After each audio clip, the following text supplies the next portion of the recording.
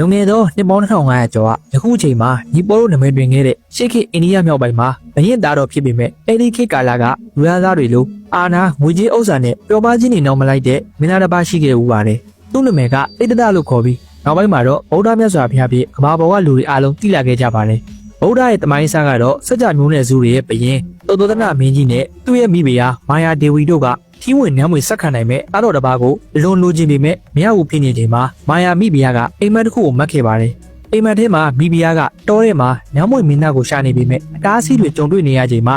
စင်စွယ်ချောချောင်းပါပြီးနွေတွေနဲ့ရုပ်ခွေခံထားရတဲ့ကြီးမားတဲ့စင်ဖြူကြီးတစ်ကောင်ကသူ့စီကိုရောက်လာတဲ့အိမ်မက်ကိုမှတ်ခဲ့ပါတယ်။ဘရိုဟိတ်တွေကတော့ဒီအိမ်မက်ကမင်းသားတစ်ပါးမွေးဖွားဖို့အတွက်ကောင်းမွန်ပြီးမျှော်လင့်ချက်ရှိတဲ့လက္ခဏာလို့ပြောခဲ့ပါတယ်။တကယ်ပဲသိမကြခင်မှာမိဖုရားကြီးကကိုဝင်ရှိလာပါတော့တယ်။ဘရင်ကြီးနဲ့မိဖုရားကြီးကသူတို့ရလာမဲ့သားကဘုံတကူဩဇာနဲ့ပြီးတော့မဲ့မင်းသားတစ်ပါးဖြစ်လာမယ်လို့အပြည့်အဝယုံကြည်ထားကြပါတယ်။ဣတ္တရမင်းသားကိုဝေဘာပုံကလည်းမိဖုရားကြီးကလူမဏီဥယျာဉ်ကြီးကိုအလဲသွားချိန်မှာအလွန်ကြီးမားလှပတဲ့တစ်ပင်ကြီးတစ်ပင်အောက်မှာဝေဘာခဲ့တာပါ။ဖျားလောင်းမင်းသားဝေဘာချိန်မှာပုံဝန်းကျင်တစ်ခုလုံးအယောင်ဝါတွေနဲ့လင်းလက်နေပြီးမင်းသားကအလွန်တက်တည်ရှိနေပါတယ်။ဒီအချိန်နန်းတော်ကပရောဟိတ်ကြီးကဥယျာဉ်ကြီးကိုချက်ချင်းရောက်လာခဲ့ပြီးမင်းသားအောင်မြင်တော့မျက်ရည်ကျရင်သူဟာသူ့ဘဝတစ်ခုလုံးရှာဖွေနေခဲ့တဲ့လွတ်မြောက်ဖို့ကယ်တင်ခံရတာကိုဒီနေ့မှရှာဖွေသိရှိခဲ့ပြီလို့ပြောခဲ့ပါတယ်။ဘရင်ကြီးကိုလည်းအခုမွေးဖွားလာတဲ့မင်းသားကဘရင်တစ်ပါးမဖြစ်နိုင်ဘူးလို့ပြောခဲ့ပါတယ်။တကယ်လဲသူကနောက်တစ်ချိန်မှာထင်းနှန်းကိုစွန့်ခွာခဲ့ပါတယ်။မင်းသားကအရွယ်ရောက်လာချိန်မှာပြင်ပလောကကအမှန်တရားတွေကိုရှာဖွေဖို့နန်းပြင်ကိုမကြာခဏထွက်ဖို့ကြိုးစားတာကြောင့်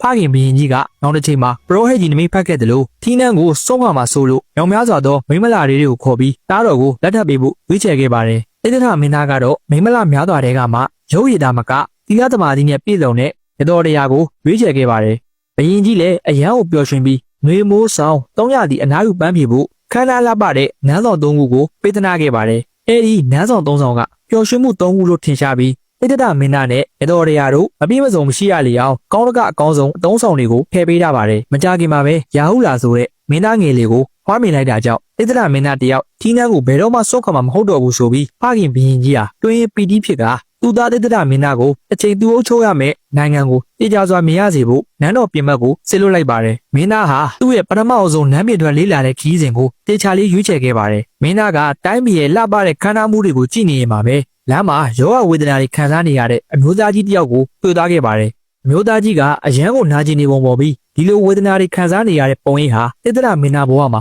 အခါမှမမြင်ဘူးတာကြောင့်မျက်ကြည့်နေမိရင်သူချစ်တဲ့သူတွေဟာတစ်ချိန်မှာဒီလိုတွေခံစားရမှာပါလားဆိုတာကိုတွေးတောဆင်ခြင်နေမိပါတယ်။ဒါအပြင်သူဟာခွန်အားမရှိပဲရန်ရဲချိနေနေတဲ့တက်ကြီးရွယ်အိုတွေကိုလည်းအခါမှမမြင်ဘူးခဲ့ပါဘူး။သူဟာဘဝမှာမလွဲမသွေကြုံတွေ့လာရမယ်။နာခြင်းတေးခြင်းတရားကိုဘယ်လိုရှောင်လဲရမလဲစဉ်းစားရင်စိတ်ဆင်းရဲနေခဲ့ပါတယ်။အဲဒီနောက်သူကတစ်ပင်အောင်မှာဆင်းရဲဆုပ်ပဲတက်နေတဲ့အင်ဂျီယာမဲ့ပုံစံပေါ်ပေမဲ့ငြိမ်းချမ်းပြီးသီလသမာဓိရှိတဲ့လူတစ်ယောက်ကိုတွေ့လိုက်ရပါတယ်။မင်းသားကအဲဒီသူနာကိုဖေးဖေးချင်းကတ်သွားလိုက်ပါတယ်။မင်းကဆင်းရဲဆုပ်ပြတ်နေပေမဲ့ဘာလို့ဒီလောက်ငြိမ်းချမ်းနေလာတယ်လို့မေးလိုက်တော့ဆင်းရဲသားကပြန်ဖြေတယ်။ကဘာပေါ်ကဆင်းရဲဒုက္ခကနေလွတ်မြောက်ဖို့သူ့ရဲ့စိတ်နှလုံးကိုငြိမ်းချမ်းသွားစေတဲ့အရာကတော့သူ့မှာရှိတဲ့အရာအကုန်လုံးကိုစွန့်လွတ်လိုက်တာပါပဲ။ဘာမှမရှိတော့တဲ့ကစိတ်ဆင်းရဲစရာလည်းမရှိတော့ပါဘူးတဲ့။မင်းသားဟာနန်းတော်ကိုပြန်ရောက်တဲ့အထိအဆက်မပြတ်တွေးတောနေခဲ့ပါတယ်။နောက်ဆုံးမှာတော့သူအမှန်တကယ်လိုချင်နေတဲ့အရာကိုရှာဖွေဖို့ဇိမ်ခံပစ္စည်းတွေနဲ့ပျော်ရွှင်မှုတွေကိုစွန့်လွတ်ပြီးနန်းတော်ထဲကနေထွက်ပြေးသွားခဲ့ပါတော့တယ်။ဒီနေ့မှာတော့ဗုဒ္ဓရဲ့အကြောင်းကိုအပိုင်းတစ်အနေနဲ့တင်ဆက်ပေးခဲ့တာဖြစ်ပါတယ်။နောက်နေ့အပိုင်းနှစ်ကိုတင်ဆက်ပေးသွားမှာဖြစ်လို့